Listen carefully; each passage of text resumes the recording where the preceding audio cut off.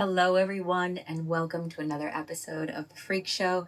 This episode is also a replay, but before you click off, this episode is such an important message. And it's one of the episodes that Sam and I recorded very early on in joining forces to do our podcast. And so it didn't get a lot of plays because it was brand new, but it is an important message in that we so often give up on our dreams when we face obstacles. But the obstacles are actually what strengthen us and ready us to be ready to realize those dreams. And if you are a Christian, another way of putting this is when you have a calling from God, the enemy wants to thwart that process. So it's absolutely imperative that we fortify our mindsets, that we fortify everything that we can to face these obstacles and run the race that we are supposed to race, to do the things that we're supposed to do in life. So this episode talks about how when we dream big, we should expect to be tested. And I believe that this content stands the test of time.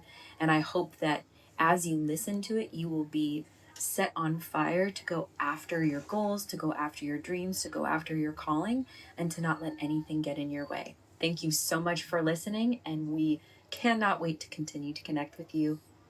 Have a great day. Welcome back to the Freq Show with Jacqueline Steele Thurman, and I am Sam Thurman. We're so happy to have you here. This is episode 3. The title of this episode is When You Dream Big, Expect to Be Tested.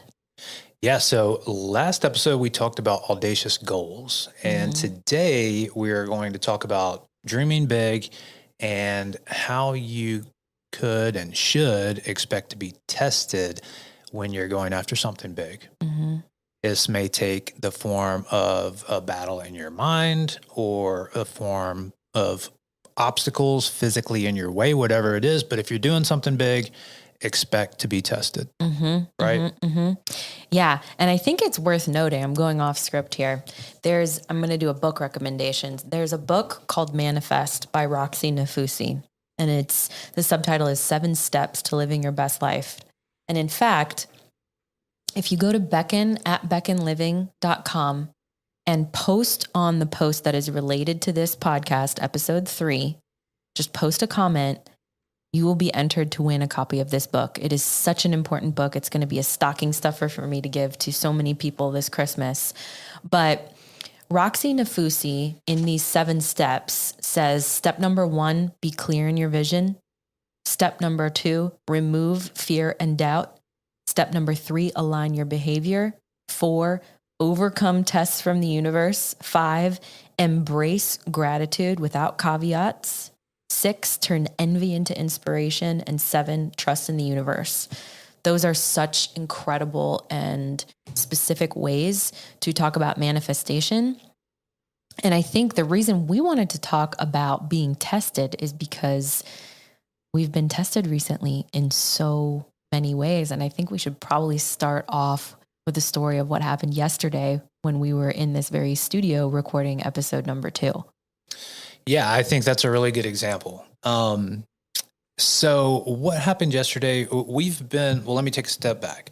We have been preparing for this podcast. We actually did another podcast 10 episodes a year ago, and for whatever reason just didn't feel right, or just wasn't it wasn't aligned with what we wanted for our business, I think. Yeah. So we've actually gone through this, and I guess what I'm saying is we've put a lot of preparation into this. There's been a lot of build up, a lot of hype. We wanted to do it, and we've carved out the time to make it happen.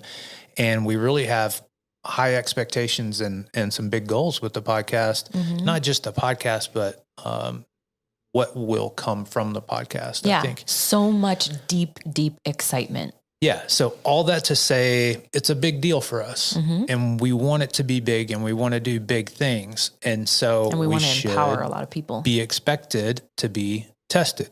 So we come into the podcast studio yesterday, record the trailer, record the intro, record the first episode. Everything's going great. We're in a flow state, and then we start episode 2.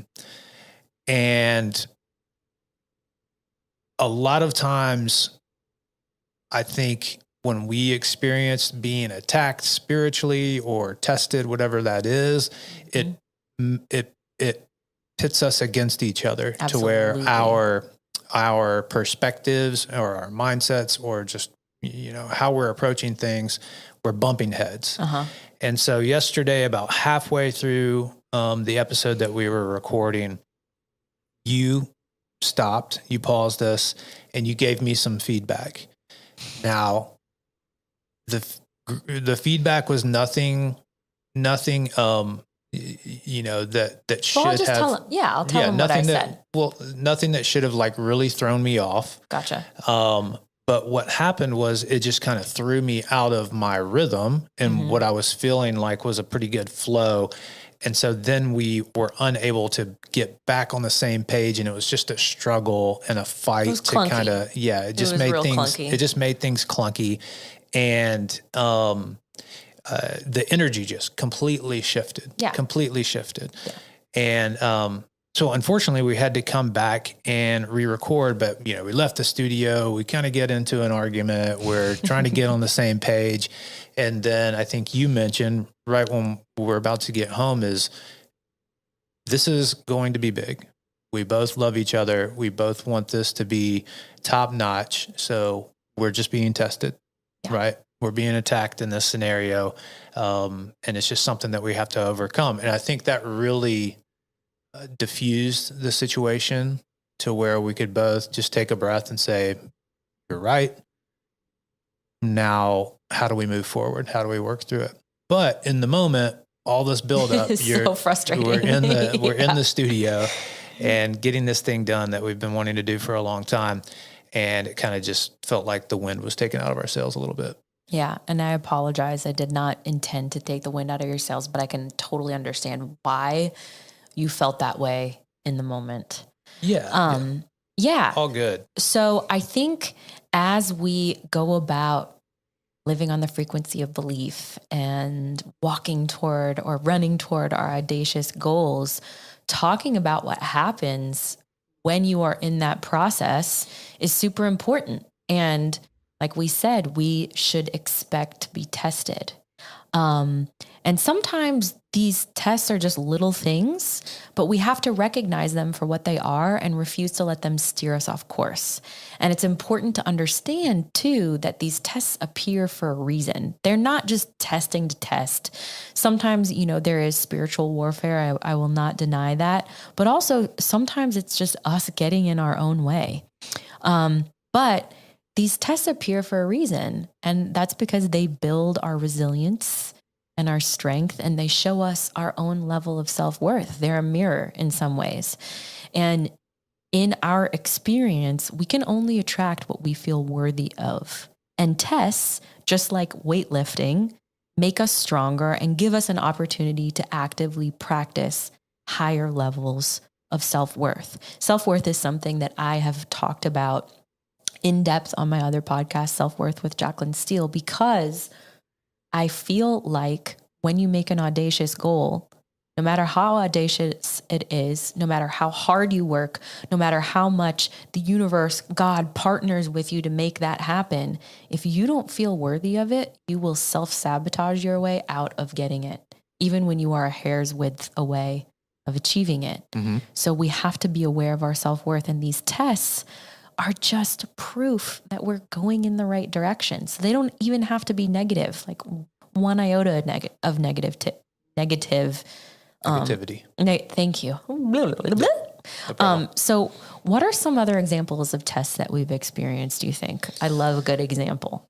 Well, I think two things. So whenever you start something new, start a new venture or whatever it is, you're going to be tested constantly. And that's basically just because you haven't done it before. You don't have the experience. You don't have the tools yet. So day in, day out, you're going to get tested. I can remember early on, like one of the first rental properties we had, every time that it rained, and it rains a lot in springtime in Georgia, every time it rained, my anxiety went through the roof. Oh, I remember because this. Bristlecone. Bristlecone. It was a duplex that would flood anytime that it rained, and it might have been our first property. It might have been, Yeah, and our house would flood when it rained really heavily. Yeah, too. but it's one thing when it's your own house. But anyway, so the duplex would flood, and I didn't know how to fix it, though I tried. We didn't have the money to pay somebody to fix it. So literally we're over there filling sandbags, digging ditches, trenches, trying to divert this water from the property.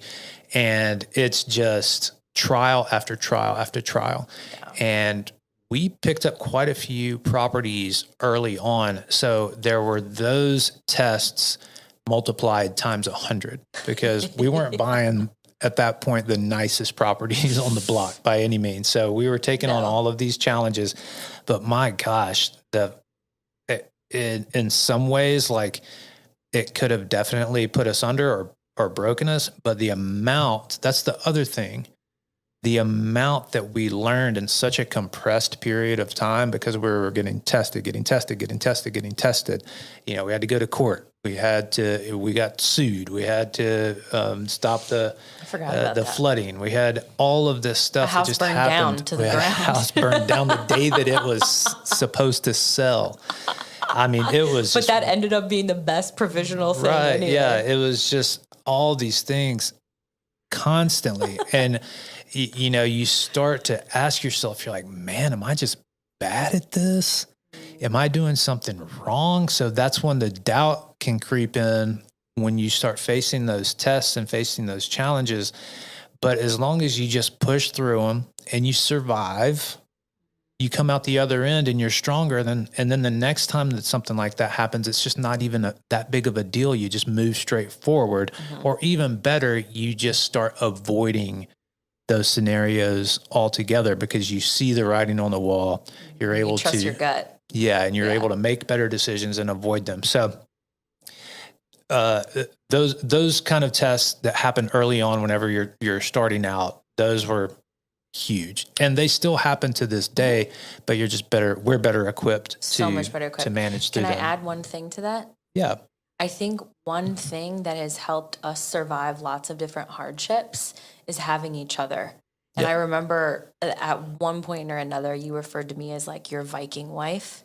Mm-hmm. And I like to refer to you too as like my Viking husband. Like, you're going to fight for me. I'm going to fight for you. And when you forget who you are, I'm going to remind you. And when I forget who I am, you're going to remind me. Yep. So you don't need a romantic partner to do this with, but you are who you hang out with, and you are who you let into your inner circle. So when you are doing something new, keep in mind that having support and somebody who has your back and who will remind you of who you are when you need to be reminded, and be vulnerable enough to say, hey, I'm feeling very delicate right now. Remind me of who I am. Mm-hmm. Having that person as a sounding board is invaluable. Absolutely.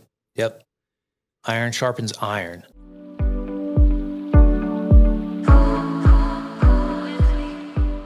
This episode of The Freq Show is brought to you by the Freq app, your pocket best friend for calibrating your mind and shifting your mindset. If you are ready to transform the way you think about yourself and your life, then you are definitely going to want to get your hands on the Freq app.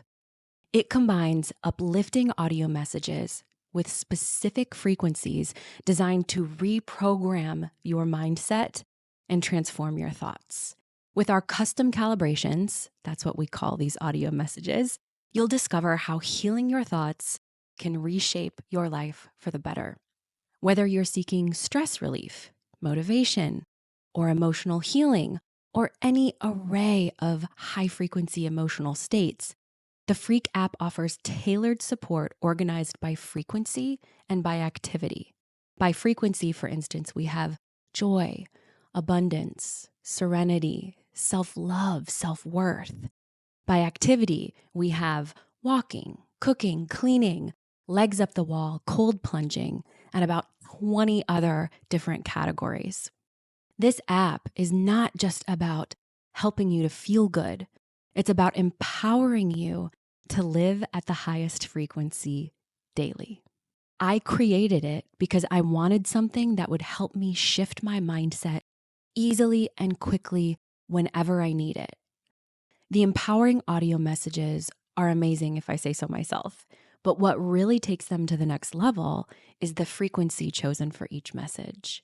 Our bodies are made primarily of water, and frequency affects water, literally. And so when you listen to these messages, not only is it helping you reprogram your thoughts by bringing awareness to them, it's also shifting the frequency in your physical being. We also have incredible plans for the Freq app. We want to do a sleep series so you can listen to frequency while you sleep and sleep deeper and better.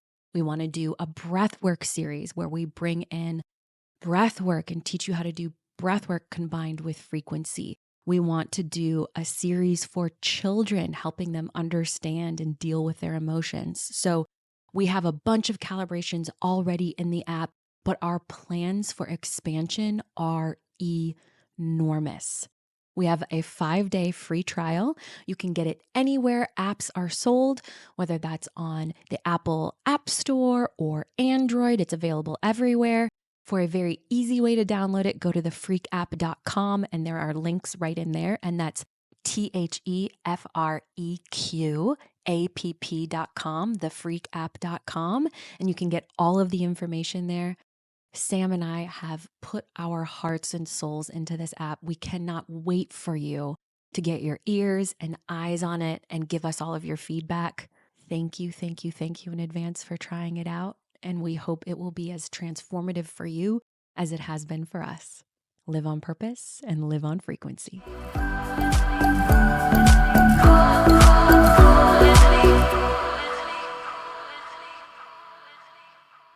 Number two, as far as some tests, I would call complacency a test.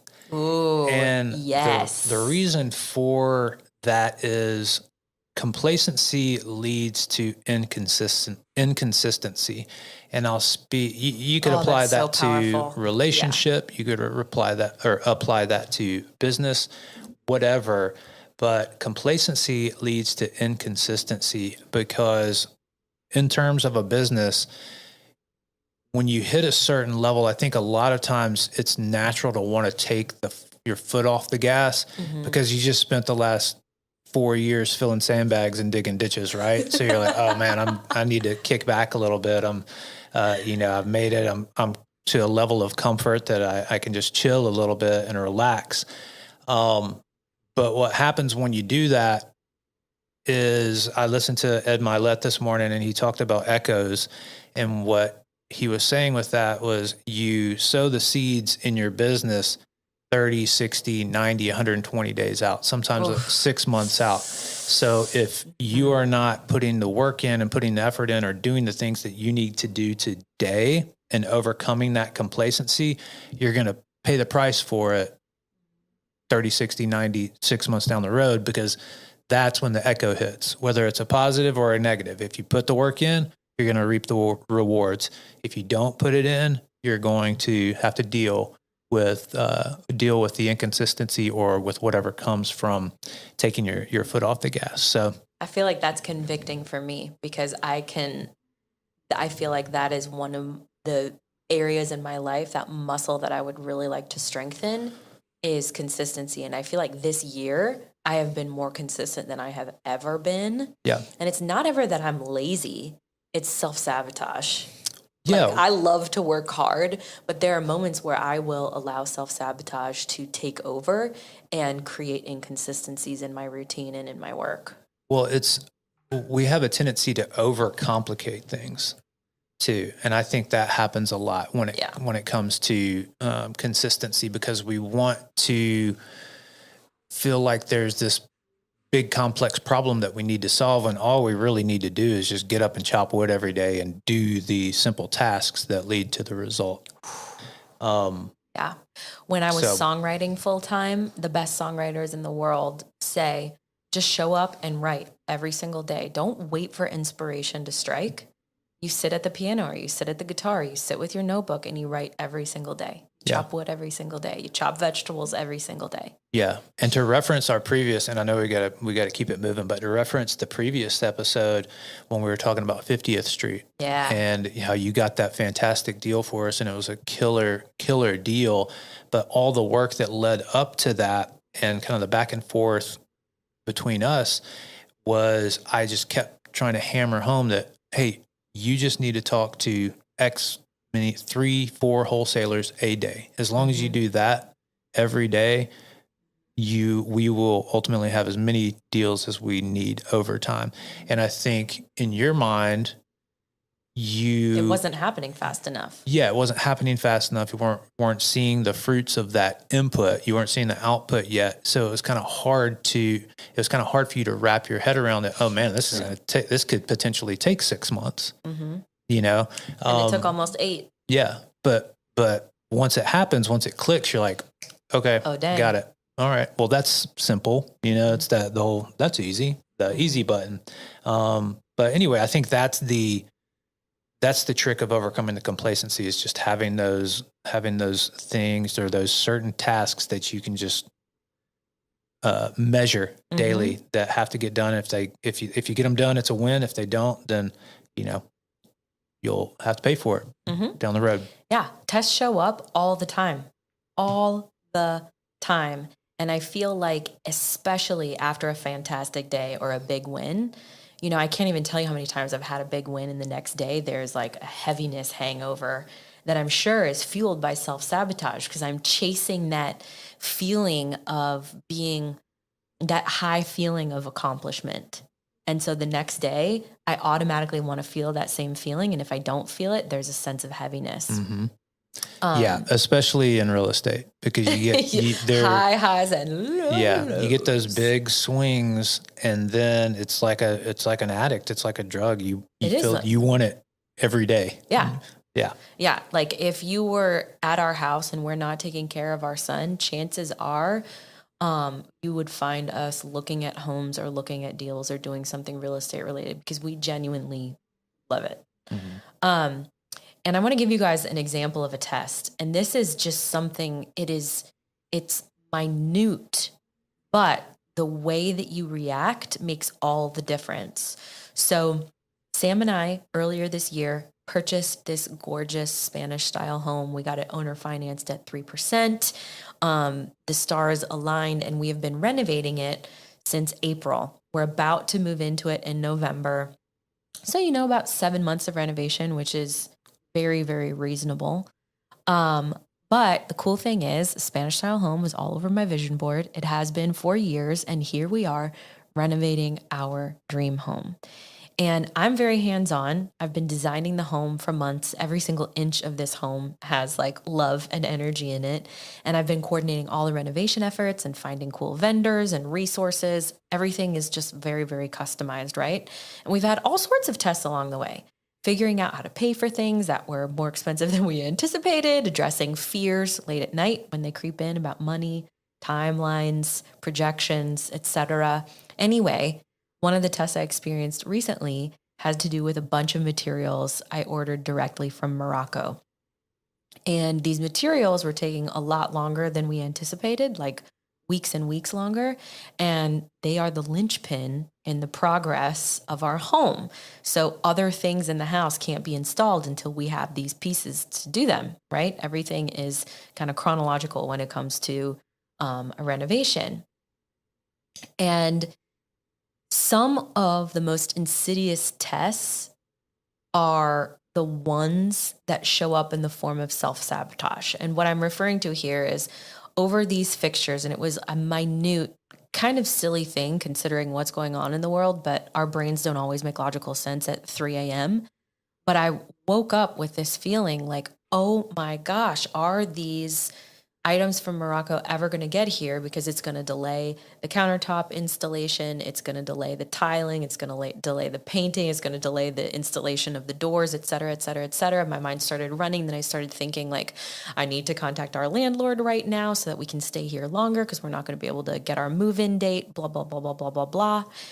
And it was one of those things where I made it out to be this huge, giant, hairy, awful thing. And Sam was like, if you can take a step back and just put things into perspective, everything is going to turn out the way that it's supposed to. And when he said that to me, I calmed down. And then the beautiful thing happened was I believed it. I got back on the frequency of belief, like everything's going to be fine. It's all going to happen as it's supposed to. And the next morning, I woke up with a text message from the supplier in Morocco saying, hey, your items are being shipped out today. So, yeah, some of the most insidious tests are the ones that show up in us believing our own fears and our own self-doubt. Do you want to add anything to that?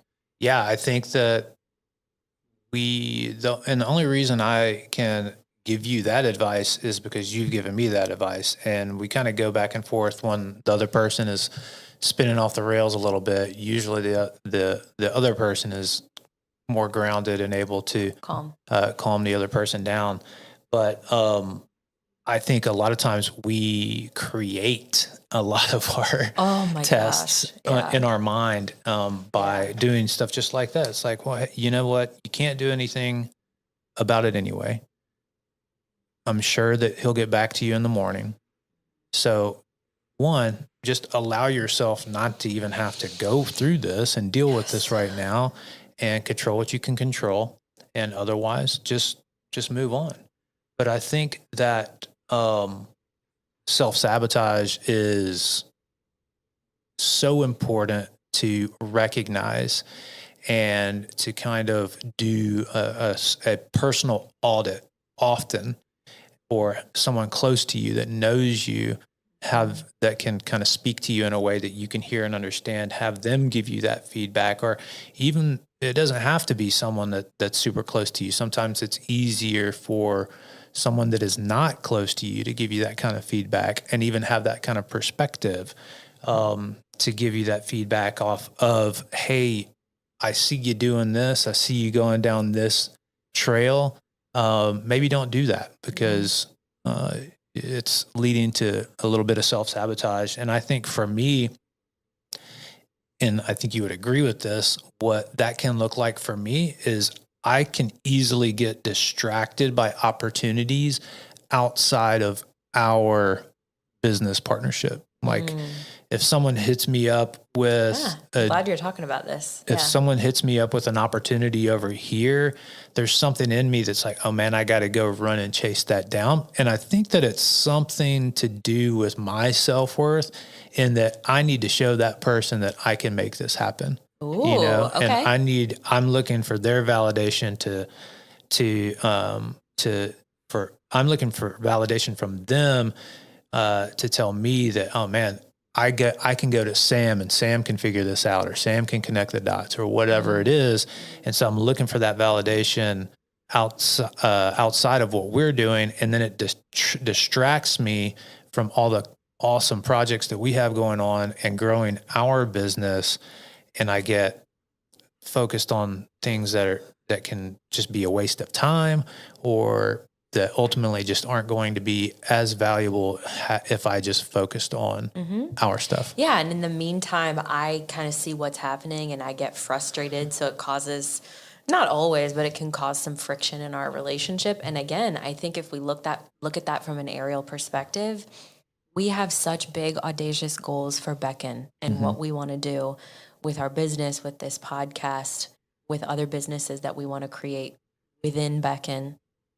And because that is such a big, hairy, audacious goal, we're going to be tested. We're going to be tested as a couple, and we're going to be tested as individuals. And that's an individual test for you. Yeah. You know, and I'm so glad that you shared that. Yeah. So yeah, self-sabotage can be brutal. And I think it's worth talking about what to look for in ourselves, so our listeners will recognize what these self-sabotage tactics are and what these tests are and how we can move forward and overcome them. So I would say it's simple, and it's just a check-in. You can start by asking yourself, like, what feeling do you have right now? Is this feeling high frequency or is it low frequency? Do you feel like you're being tested? Could it be? Your inner knowing is so incredibly powerful, and the answers will bubble up if you ask these questions. I would say step number 2 is recognize whatever is going on for what it is. Is it a test? Is it self-sabotage? Is it an obstacle that you can overcome that will make you stronger? Is it a lesson to be learned? Is it self-sabotage masking as excuses or distractions or whatever? Getting honest with ourselves and moving from that place of honesty changes the game. And then number 3, I would say ask yourself if you're settling. Are you settling for the result, for the job, for the friendship, for the relationship, for the whatever? If in your heart you feel like you are settling, it's a test. You do not have to settle. And I'm going to repeat that again. You do not have to settle. And when you hold out for what truly feels aligned and you refuse to settle for second best, it will reinforce, again, your resilience, your self-worth, and just how incredible real manifestation and living on the frequency of belief is. So when you are feeling self-sabotagey, when you are feeling like you are being tested, ask yourself, what feeling do you have right now? Do you really feel like you're being tested? Then recognize whatever is going on for what it is. Can you learn from this? What can you take from it? And then lastly, ask yourself if you're settling. If you are walking down this path, does it feel like you are settling for second best? Because you do not need to settle for second best. Okay, I think we should wrap up with some questions, my love. Awesome. Yeah, let's do it. So here they are. Are you experiencing any tests right now? And this is for the audience. Sorry, I should clarify. Yes. Are you experiencing any tests right now? Can you recognize them as a lesson and as evidence that you are getting closer and closer to reaching your goals? I think that's important. Like you said when we started out, if you're being tested, it's evidence that you are moving in the right direction or that you're making progress. And number 2, what does self-sabotage look like for you? It's very important that we audit this with ourselves and make sure that we are open and honest, because that's where progress comes from. That's where growth comes from. And really we are the only thing holding ourselves back.